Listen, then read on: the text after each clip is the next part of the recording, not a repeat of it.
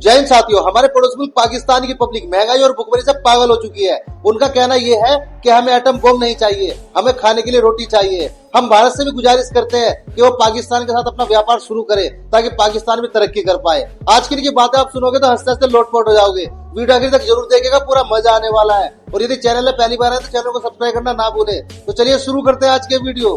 तो चलिए शुरू करते हैं। मोदी की बात कर रहे हैं। मोदी तो बहुत अच्छा है, उसने कम से कम अपनी इकोनॉमी को फिट रखा हुआ है। इधर कौन सा बंदा ऐसा है जिसने इकोनॉमी को फिट रखा हुआ है? कोई गाड़ी बेच के खा गया, कोई औरतें बेच के सप्लाई करके फौजियों को चले गया, कोई कुछ करके चले गया। इधर क्या किया है? इधर इनको जितने फंड्स मिलते हैं ये आपस में काबीना बांट के खा जाती है। 80-80 लाख 6-6 करोड़ रुपए के चाय के बिल होते हैं वजीर आजम हाउस के। उसके अलावा ये पार्लियामेंट लॉजेस के गेस्ट आते हैं, ठहरते हैं, वो आगे जी वो एक्ट्रेस है उसको ठहराते हैं। 1 महीना 1-1 करोड़ रुपए कौन देता है? हम देते हैं, इनके बाप थोड़े देते हैं। ये सारी चीजें खत्म करें। ये सिर्फ सब्सिडी दे सब्जियों के ऊपर, पेट्रोल के ऊपर, खाद के ऊपर, खुराक के ऊपर। देखें मुल्क आपका 6 महीने के अंदर कैसे पूरा होता है। बाप रे, ये तो धोती खोल रहा है। हर बंदे की तनख्वाह से सिर्फ 100 रुपए काट लें यार। आप 20 करोड़ में से 25 करोड़ छोड़े, 20 करोड़ को 100 रुपया काटा, आपका मुल्क का कर्जा उतर जाएगा 3 महीने में। इलेक्शंस की बात करिए, भारत की अगर बात करेंगे, दुनिया के सबसे बड़े इलेक्शन होने जा रहे हैं राहुल गांधी वर्सेस नरेंद्र मोदी। क्या लगता है नरेंद्र मोदी आगे आएंगे टेन्योर संभालने के लिए? भैया हमारे तो लड़ा 2 पार्टी। नरेंद्र मोदी ही जीतेगा। मोदी के अलावा वहाँ कंपैरिजन किसी और का नहीं है। चाहे वो हिंदू है, जालिम है, घटिया आदमी है, जो मर्जी है, लेकिन उसने अपनी इकोनॉमी को बहुत हाथ में रखा हो। जब आपकी गरीब आवाम आपसे हैप्पी है ना, 90% गरीब है यार, हम भी गरीब है। अब नॉर्मल नहीं रहा कोई भी इंसान। अब या गरीब है या वो हैं जिनको कोई फर्क नहीं पड़ता। जिनको फर्क नहीं पड़ता है उनकी भी फैक्ट्रियां बंद हैं, उनके कारोबार बाहर चल रहे हैं, वो आराम की कमाइयां खा रहे हैं डॉलर्स में, पाउंड्स में। हमारे मुल्क में तो कुछ बचा ही नहीं है यार। लेकिन लोग उसको कहते हैं, स्पेशली पाकिस्तानी, वो चाय बेचने वाला है। एंड चाय बेचने वाला मैं कहता हूँ कि मैं उस चाय बेचने वाले को सुपर सैल्यूट करता हूँ। उसने कम से कम अपनी आवाम को हैप्पी रखा हुआ है। हम वैसा हैप्पी क्यों नहीं रख सकते? हम मुसलमान हैं, कलमे की बुनियाद पे ये मुल्क रखा गया है। कैसी अपमानजनक बातें कर रहा है लड़का, ये अश्लील है ये लोंडा।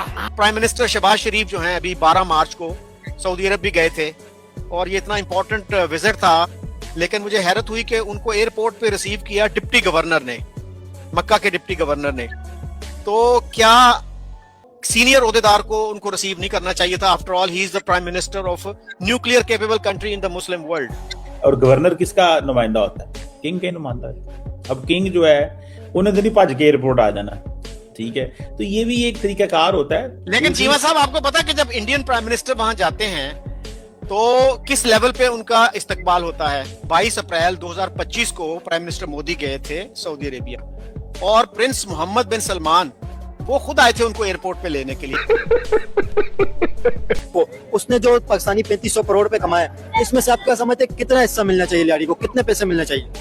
लगभग करोड़ों रुपए तो दे देना चाहिए। कितने करोड़ रुपए? 70-80% लारी को देना चाहिए, क्योंकि 70-80% बहुत बड़ी कमाई आप बात कर रहे हैं। लेकिन कोई तरीका है भीख मांगने का? लेकिन ये लारी तो इम्पॉसिबल है, ये तो नहीं मिल सकते। इनकम कहाँ से आई है? लारी का नाम यूज करके आया, लारी की सिचुएशंस को दिखा के इनकम आई है। तो लारी के ऊपर इनको लगाना चाहिए और 70-80% इनको डोनेट भी करना चाहिए लारी को। 70-80% जो आप कह रहे हैं, आपको पता है 70-80% तो इतना बन जाता है कि उसमें से ज़ाहिर है इन्वेस्ट भी उन्होंने किए हुए हैं, वो भी निकालेंगे, फिर उसके बाद कुछ कमाना भी है, खर्चे भी हैं, तो जाहिर है सारी कमाई इधर थोड़ी लगाएंगे वो। देखिए मैं आपको बताता चलूं, अगर लारी का जो बैकग्राउंड है और लारी के जो सिचुएशंस है, सर्कमस्टांसेस है, ये ना दिखाया जाता तो शायद ये फिल्म हिट भी ना होता। ये हिट हुआ जस्ट बिकॉज ऑफ लारी का नाम यूज करके, ठीक है? तो आदित्य दर की भी तो मेहनत है इसके ऊपर। देखिए वो तो एक अलग ही कॉन्सेप्ट है, मगर ये है कि जो चीजें इन्होंने जो चीजें दिखाई है, ठीक है, जो सिचुएशंस इन्होंने दिखाई है लारी के हवाले से, तो भाई हम भले दुश्मन ममालिक है, लेकिन ये है कि वो कुछ कोऑपरेट तो कर सकते हैं हमारे गवर्नमेंट के साथ और हम काफी चीजों को अपने जो लियारी वहां पे लगा सकते हैं और ये जो मनफी चीजें दिखाई जा रही थी, इनको हम मस्बत में कन्वर्ट कर सकते। अरे साला तुम लोग पागल है क्या? पागल है तुम लोग? कौन है? इसी लियारी का नाम से कमाया है ना, तो कम से कम आधा तो देना चाहिए ताकि लियारी बन जाए और लियारी का नाम हो। इसी का नाम से तरक्की हुआ है, फिल्म कमाया इसी का नाम से। जितना इसने कमाया आधा मिल जाए, आधी कमाई आधा मिल जाए लियारी के अवाम को, जैसा मेरे को, इसको सबको। तो आदित्य दर जिसने ये फिल्म सारी इतनी मेहनत की है, इतनी इन्वेस्टमेंट की है, तो वो कहाँ पे जाएंगे? 500 करोड़ लियारी वालों को दे और 500 करोड़ खुद रखे। तो आदित्य दर क्या कमाई करेंगे? वो 500 करोड़ आधी कमाई दे देंगे तो फिर वो क्या रखा? आधी कमाई देते हुए जो ये रोड बने। धुरंधर की कमाई के वाले से बात कर रहे हैं। धुरंधर 1 ने 1300 करोड़ रुपए से ज्यादा कमाया। धुरंधर 2 ने इस टाइम पे अभी तक जो तकरीबन एक हफ्ता गुजर गया, एक हफ्ते तक 1000 करोड़ रुपए कमाए। 1000 करोड़ रुपए इंडियन करेंसी में, और पाकिस्तानी करेंसी में अगर आप देखें तो 3500 करोड़ से भी ज्यादा कमा लिए। अभी मैं गाली नहीं दे सकता। नहीं, गाली नहीं देना। फैमिली देखती है, वरना मैं ऐसे गाली दूं, ऐसे गाली दूं ना, जिंदगी भर याद रखें ये बड़े हुए। हमने की PM of India Narendra Modi को कॉल, और उन्होंने कहा कि ये जो ईरान, इसराइल और यूएसए का कॉन्फ्लिक्ट है, इसके अंदर मेजर ऐसी कौन सी चीज है जो कि इसमें इसकी डीएस्केलेशन में मदद कर सकती है। और देखिए, मुझे डायलॉग पे आती हुई दिखाई दे नहीं रही। उसकी रीजन मैंने आपको पहले भी कहा कि अमेरिका का तजाद जो है ना, बातों के अंदर कॉल और फेल के अंदर जो फर्क आ रहा है, बात कुछ करते हैं, प्रैक्टिकली कुछ करते हैं, ठीक है, तो उसके अंदर फर्क आता है, तो उसमें इफेक्ट होती है चीजें। आप जब तक अगला कमजोर हो या उसको आप समझ रहे हैं कमजोर, वो एक अलग बात होती है। और दूसरी बात आपने की कि पाकिस्तान और अफगानिस्तान की जंग वो तो रुक चुकी है। इस वक्त अगर आप देखें एशिया के अंदर 2 कंट्रीज जो बड़े सुकून तो खैर नहीं होगा कहीं पे भी, इवन इंडिया को सुकून नहीं होगा, क्योंकि उनको पता है कि हमने ईरान से जो है वो तेल लेना है, और अमेरिका के साथ हमारे अच्छे ताल्लुकात हैं, हमारे रशिया के साथ भी ताल्लुकात है, चाइना हमारा ईरान के साथ भी अच्छे हैं, इसराइल के साथ भी अच्छे हैं, बट इंडिया मेंटेन करके रखना। यही बात है ना, मेंटेन करना सबसे मुश्किल होता है। डिप्रेशन में रहता हूँ हमेशा, अभी मैं डिप्रेशन में हूँ, माँ कसम। पाकिस्तान का झंडा तक कश्मीरियों ने वहाँ से उतार दिया। दुनिया से कर्जा मांगते फिर रहे हैं, भिखारी बने हुए हैं आप लोग। अच्छा। तो आप लोगों ने क्या देना है? इंडिया एक सुपर पावर बन चुका है, जलवा है हमारा। इंडिया की इकोनॉमी ग्रेट इकोनॉमी है। इंडिया छाया हुआ है हर फील्ड में, हर जगह पे इंडिया की इजारादारी है। क्या बात है सर? तो डेफिनेटली इंडिया के पास कैपिटल है, they are using this capital and India has become a great power.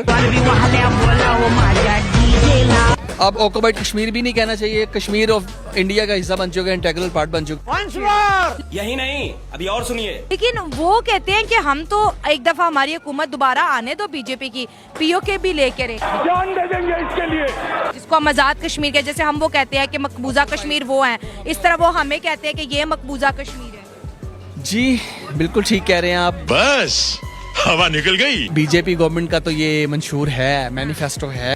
कैसे कैसे लोग रहते हैं यार यहाँ पर। चलो तुमको पागल कुत्ते का गाड़ी उठा के ले जाएगा, बता रहे हैं हम। मजाक का मारा उड़ाते हैं। इसकी क्या वजह? वो ये पीएसएल के बारे में जो उन्होंने बातें की हैं, ये क्या, क्यों हमारी इंसल्ट की जा रही है, और क्या पाकिस्तान इनको जवाब देगा?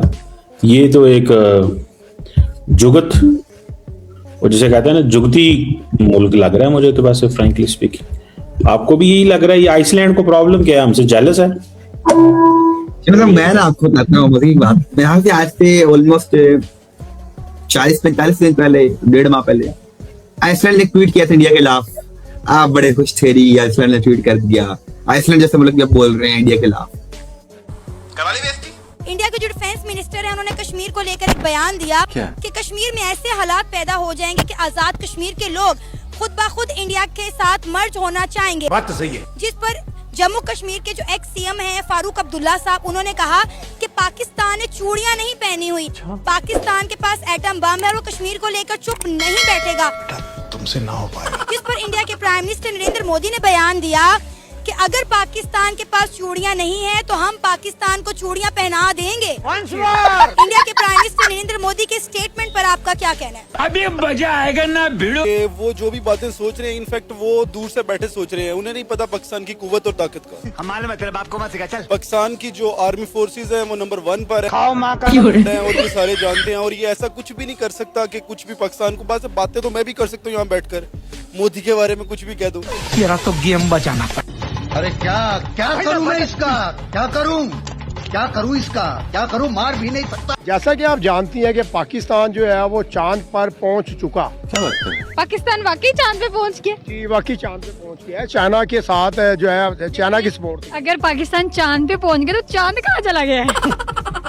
यही तो हम कह रहे, चांद भी कहता होगा मैं थोड़ा और ऊपर चल जाता, तो पाकिस्तानी हवा आ गई है। तो आपको लगता है कि पाकिस्तान भी चांद पर गया है या ये सारा फेक है? नहीं सारुण के यहाँ कुछ तो गड़बड़ है। कि बहुत देर के बाद हमें ये न्यूज़ सुनने में आई है कि पाकिस्तान चांद पे पहुंच गया है, ठीक है, इसलिए हमें इस पे बिलीव करना थोड़ा सा मुश्किल हो रहा है। दूसरा ये कि बाकी हम इंडिया भारत इनकी तरफ से देखें तो उनका हम काफी ज्यादा ऐसी न्यूज सुनते थे कि भाई वो तो पहुंचे ही चांद के ऊपर है ना। उनका तो ऐसे सुन रहे थे तो उनपे थोड़ी थोड़ी समझ भी आ रही थी। अपना सुन के थोड़ा सा हैरानगी हो रही है और लेकिन चलो अच्छी बात है। और हम चाहते हैं कि भाई पाकिस्तानी अवाम की जो दुकानें हैं जो शॉप दीदी वाह दीदी दीदी वाह दीदी। इंटरनेशनल जो कॉन्स्पिरेसी पाकिस्तान के खिलाफ होती है, ठीक है, जिसका सबसे मेन जो वो किरदार है वो इंडिया है। अच्छा ठीक है, वो उनकी कोई ना कोई ऐसी तंजीम या ऐसे लोग शरपसंद अनासर वो जो है वो शामिल कर देते हैं। आपने देखा होगा प्रोटेस्ट के दौरान समटाइम कुछ लोग ऐसे जिनके चेहरे जो हैं बिल्कुल छुपे होते हैं। कुछ भी जब भी इलेक्शन होते हैं ना, इलेक्शन में आप पीछे चले जाए, पीछे जब इलेक्शन हुए थे उससे पीछे तो कोई ना कोई जो है वो सर्जिकल स्ट्राइक करवा कर उसका सोशा छोड़ देते हैं। ठीक है, कभी जो है फौजों को बॉर्डर्स पे ले आते हैं। ठीक है, समझ गया। इस तरह की चीजें वो करते हैं इलेक्शंस के दौरान ताकि लोग, क्योंकि वो फिर जब इलेक्शंस के दौरान फिर वो कैंपेन चलाते हैं अपनी, तो पाकिस्तान के खिलाफ, हुकूमत के खिलाफ और जो है वो बातें करते हैं, तो उनको वहाँ से उनका वोटिंग रेट काफी ज्यादा हो जाता है। आप कहाँ थे ज्ञानी बाबा? जज्बा जज्बा जज्बा जज्बा जज्बा सुन के मैं थक गई हूँ। जज्बा तब कहा जाता है जब आपकी महंगाई डबल हो जाती है। जज्बा तब कहा जाता है जब पाकिस्तान के अंदर मुसलमान का कत्ल करता है। जज्बा तब कहा जाता है जब पारा चिनार के अंदर गलत काम होते हैं। जज्बा तब कहा जाता है जब बलोचिस्तान के अंदर गलत काम होते हैं, जब प्रोटेस्ट होते हैं, तब कहाँ आपका जज्बा जाता है। अब देखिए आपने कितनी पॉइंट की बात की है कि जज्बा कहाँ जाता है। अब मुझे आप ये बात बताएं कि एक बंदा किस तरह अपना जज्बा दिखा सकता है। जोन सा 1 2 3 4 जाने मिलके जज्बा दिखाने लगते हैं ना, हमारे जोन से हुक्मरान यहाँ के जोन से करप्ट है ना, वो यूं करके दबोच लेते हैं, वो फिनिश कर देते हैं हम लोगों को, कहीं सामने मीडिया में आने भी नहीं देते, नजर भी नहीं आने देते। कौन है ये लोग? कहाँ से आते हैं? अगर जंग का मामला होगा खाली आर्मी नहीं आगे आएगी, ये अवाम भी फौज है, ये अवाम खुद भी आगे आएगी। जज्बे की क्या बात है, अवाम भी फौज है, अवाम फौज है, अवाम के अंदर फौज है। कहना क्या चाहते हैं? जो मामला पहले बना था उन अवाम ने फौज को पहले भगाया था। अच्छा, तो आपके जो दुबई में इंडियन जो आपके साथ रहते हैं, एक साथ खाते पीते हैं, तो आपने कभी पूछा नहीं कि आगे प्लेयर्स हमारे पाकिस्तान क्यों नहीं आके खेलते? वो कहते हैं यार ज्यादातर ना कुछ हमारे जो कुछ अवाम के अंदर ऐसे मामला कुछ बने हुए हैं जो दहशत, वो कहते हैं कि यार जो है ना पाकिस्तान में से दहशतगर्द आते हैं। बात तो सही है। मैंने उनको एक बार इंट्रोड्यूस करवाया भी था उनको, मैं कहा यार हर मामले में मुसलमान या पाकिस्तानी दहशतगर्द नहीं होते। जब उन्होंने गाली निकाली है ना पाकिस्तान को, पाकिस्तान के मामले में कोई गाली नहीं बर्दाश्त होती। खाने को चने नहीं, पिछवाड़ा मांगे जायफल, तनख्वाह 550, कंधे पे टांगे राइफल। खुदा की कसम है कि एटम बम मार देते ना तो कुछ 10-12 लाख कौम मर जाती। जो पीछे बचते चलो वो तो आजाद होते, वो बेहतर था रोज मरने से। घरों में बच्चों के घरों में जिंदा लाशें पड़ी है। यकीन करें इस वक्त पाकिस्तान में 6 करोड़ लोग भूख से मुतासर है। मैं लिख कर देता हूँ, जो खाना 3 टाइम खाते थे वो 1 टाइम खाने पे आ गए हैं। उन लोगों को पूछे जाके, ये भारत है और ये हम है, कहाँ उसकी इकॉनमी है, कहाँ कटोरा लेकर फिर रहे हैं जगह जगह गली गली। अच्छा बात ये सब क्या देखना पड़ रहा है? अच्छा है मैं अंधा हूँ।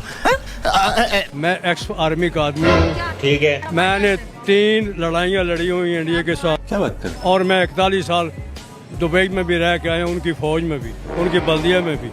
इंडिया के साथ मैं इंडिया की कैद भी 71 में गुजारी है, मुझे पता है। जी हाँ, हम इंडिया के ऊपर लानत करते हैं और लानत ही करते रहेंगे। उनके अंदर कोई गैरत और इंसानियत की चीज नहीं है। अबे साले, तभी मेरा माफ करना। वहाँ के मुसलमान भी बेगैरत, वहाँ के तमाम मज़ाहिब बेगैरत। इंडिया कितना जुल्म कश्मीर में कर रहा है और कितनी इमदाद फलस्तीनियों को दे रहा है, उनको दे रहा है, इसराइल को। उनकी पूरी सपोर्ट अमेरिका से साथ आ रही है। मुझे हमको नहीं पता। हम आपको चूतिया नहीं बना रहे हैं, आप चूतिया हैं। सबको पूरी दुनिया को पता ही। कैसा लगा मेरा मजाक? खून है, इंडिया हमारा खून है। क्या बात है सर? अच्छा, मंदिर जो पीछे है, इस मंदिर ये गिरा दिया, इसे अब दोबारा हमने हाई कोर्ट से ऑर्डर लेकर दोबारा इसको बनवाया। मुझे ये सर वो खड़े हैं कि जिन्होंने खुद ऑर्डर लेके, ठीक है, ये जो जैन मंदिर था हाई कोर्ट से ऑर्डर लेके इन्होंने बनाया था। हिंदुस्तान जाता था तो जब उनकी बारात गुजरती थी, बारात मस्जिद के सामने से, तो वो बैंड बाजा नहीं बजाते थे। हिंदू इतना एहतराम करते थे यानी मस्जिद का। Thank you. आज हम भी मुसलमान इतना एहतराम नहीं करते, तो कैसी बड़ी बड़ी अल्लाह ने हमें। मुझे एक बात बताएं, आपने कहा कि वहाँ से जो भी गुजरता था वो मस्जिद की कदर करता था। क्या सर हमने ऑनेस्टली बताना, क्या हमने वैसे हिंदुओं के जो मंदिर थे उनकी वैसे कदर की? नहीं। चाइना हमारा, ये जो बंदे कहते हैं ना कि दोस्त, चाइना इस्लाम का सबसे बड़ा दुश्मन है। ये बड़ी अच्छी बात कही आप। एकदम इन्होंने वक्त बदल दिया, जज्बात बदल दिए, जिंदगी बदल दी। आईपीएल का मुकाबला करना है यार, तो हम कर तो रहे हैं मतलब, लेकिन हमारे इन्वेस्टर्स को पैसा निकालना चाहिए ना। हम एंटरटेनमेंट क्यों नहीं लेके आ रहे? मुझे तो इस चीज का गुस्सा चढ़ता है। वो एंटरटेनमेंट से पैसा कमाते हैं यार। शिवा साहब देखिए, मैं आपको बताता हूँ कि देखें, जो आरसीबी की जब 2008 में बिकी थी तब 111 मिलियन डॉलर की थी। आज तक हमने 111 मिलियन डॉलर की पीएसएल में टीम ने बेची है। आज 2026 आ चुके हैं और राजस्थान रॉयल्स को उस वक्त 67 मिलियन डॉलर का खरीदा गया था। और क्या उसे पाकिस्तान में आज तक हमने 67 मिलियन डॉलर की टीम नहीं बेची है। कैसी अपमानजनक बातें कर रहा है लड़का, ये अश्लील है ये लोंडा। पहले हम कहते थे जी जो भी है इंडिया या जितना भी आगे जा रहा है, लेकिन एटॉमिक बम हमारे पास ज्यादा है, हमारे पास ज्यादा पावर है। अब वो इस चीज में भी आगे निकल गए हैं। अच्छा, ये जो हमारे पास है ना बम वगैरह, ये फजूल है, इनकी जरूरत नहीं पड़नी। क्यों? कभी भी नहीं चलने, ये इनकी जरूरत नहीं। हमें जरूरत है खाने की, हमें जरूरत है बिजली की, एजुकेशन की, तालीम ठीक है, हमें तालीम की जरूरत है, हॉस्पिटल की जरूरत है। इंडिया हमला नहीं करेगा। क्यों? इंडिया ने अपनी फौज को बोला है कि इनकी लड़ाई भूख से है पाकिस्तान की। अच्छा। हमारे साथ कोई लड़ाई नहीं इनकी, ये भूख से खुद ही मर जाएंगे, हमने क्यों मारना इनको? और अभी तो रुको, क्लाइमैक्स अभी बाकी। बस उनकी फौज की जरूरत है चाइना के लिए, हमारे लिए उनको फौज नहीं चाहिए। ठीक है, उन्होंने ये अनाउंस भी किया है। मोदी ने कहा है, मोदी ने ये बात की है कि ये भूख से मर जाएंगे खुद ब खुद ही। ठीक है, ये मेरे लिए और आपके लिए कितनी शर्म वाली बात है। डूब मरने वाली बात है। ये सब क्या देखना पड़ रहा है? अच्छा है मैं अंधा हूँ। भाई उम्मीद करते हैं आज की वीडियो भी आपको हर बार की तरह जरूर पसंद आई होगी, और हर बार की तरह हमारी आज की वीडियो में आपको सबसे फनी या सबसे इंटरेस्टिंग क्लिप्स कौन सी लगी, कृपया कमेंट करके उसके बारे में भी जरूर बताइएगा। और यदि आप चाहते हैं कि हम आपके लिए किसी नए टॉपिक का वीडियो लेकर आए तो जल्दी से हमें उस टॉपिक का नाम भी कमेंट करके बता सकते हैं। आज की वीडियो देखने के लिए धन्यवाद। कल फिर मिलते हैं एक नई वीडियो के साथ। जय हिंद, जय भारत, वंदे मातरम।